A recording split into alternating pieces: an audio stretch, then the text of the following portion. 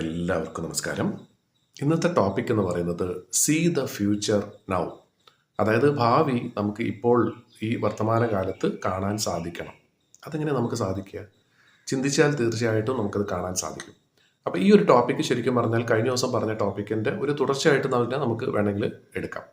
അതായത് ഇന്ന് നമ്മളൊരു തീരുമാനം എടുക്കുകയാണെന്നുണ്ടെങ്കിൽ, എന്തെങ്കിലും ഒരു മാറ്റത്തിന് വേണ്ടി ഒരു തീരുമാനം എടുക്കുകയാണെങ്കിൽ അതിൻ്റെ ഒരു ഭവിഷ്യത്തിനെ കുറിച്ചും നമുക്ക് കാണാനായിട്ട് സാധിക്കണം.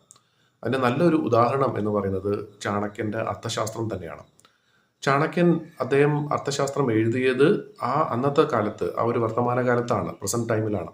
പക്ഷെ അതിനുവേണ്ടി അദ്ദേഹം ചെയ്തൊരു കാര്യം എന്ന് പറയുന്നത്, അദ്ദേഹം ജീവിച്ചതിന് മുമ്പ് ഭരണപരിഷ്കാരങ്ങൾ എന്തൊക്കെയായിരുന്നു അതിനെക്കുറിച്ച് മനസ്സിലാക്കിയതിന് ശേഷമാണ്, എന്നുവെച്ചാൽ അദ്ദേഹത്തിൻ്റെ ഭൂതകാലത്ത് നടന്ന കാര്യങ്ങൾ, അതിൻ്റെ ഗുണവും ദോഷവും മനസ്സിലാക്കി ആ ഒരു കാലത്ത് അദ്ദേഹം അർത്ഥശാസ്ത്രം എഴുതിയെങ്കിലും അതിൻ്റെ ഗുണം തീർച്ചയായിട്ടും ഭാവി കാലത്തേക്കും കൂടെ വരുന്ന രീതിയിലായിരുന്നു.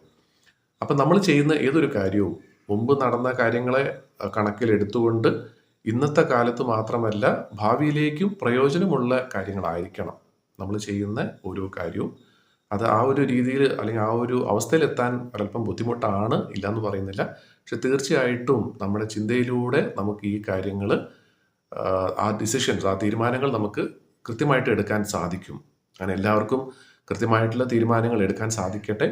നമ്മൾ ചെയ്യുന്ന ഓരോ തീരുമാനത്തിനും അതിൻ്റെ ഭവിഷ്യത്ത് നല്ലതാണോ മോശമാണോ എന്നുള്ളത് മനസ്സിലാക്കി തീരുമാനങ്ങൾ എടുക്കാനും അതുവഴി പല ആളുകൾക്കും ഒരുപാട് നേട്ടങ്ങൾ ഉണ്ടാകാൻ സാധിക്കട്ടെ എന്ന് ആശംസിച്ചുകൊണ്ട് ഇന്നത്തെ വീഡിയോ അവസാനിപ്പിക്കുന്നു.